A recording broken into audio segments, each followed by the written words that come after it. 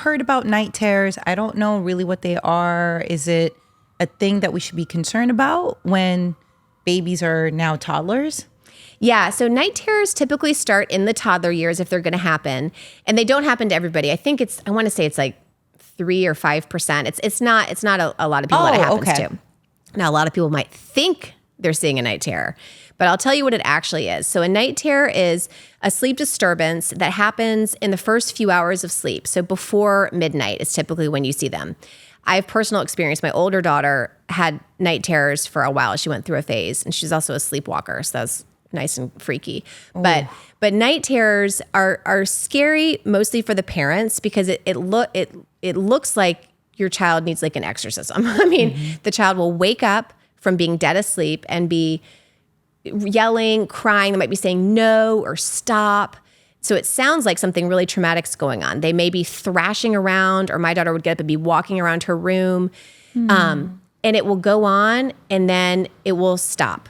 If you try to go into the room, they won't even know that you're there. Like they are asleep the whole time. So they're not saying, mommy, mommy, mommy. And then when you come in, they feel better. It's not like that. It's like they're going through something and you are not able to help them. They're asleep. They're fine. They don't remember it in the morning. So if it's a true night terror, you're just supposed to go in there, make sure that they're safe. So my daughter, I'd like make sure she wasn't going to knock over a picture frame or anything. And then just make sure that she falls asleep back in her bed, but like she's asleep. Wow. No memory of it. And I'm like traumatized. Of course. But a true night terror doesn't need anything from the parent. And a true night terror, the child is not going to be relieved.